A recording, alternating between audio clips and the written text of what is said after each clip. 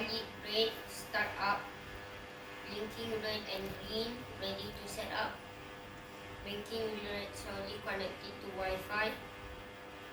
Solid Sini dia amber, tak dapat sini ni. Tak ada gambar dia tadi. Dia tak Solid keluar signal green, dia. Sebab connected patutnya to the cloud. bila saya connect dengan Looking green camera update. dia patut akan keluar TPCO ni. Bukan Wi-Fi ni, TPCO signal ni. Masalahnya tak dapat signal dia ni.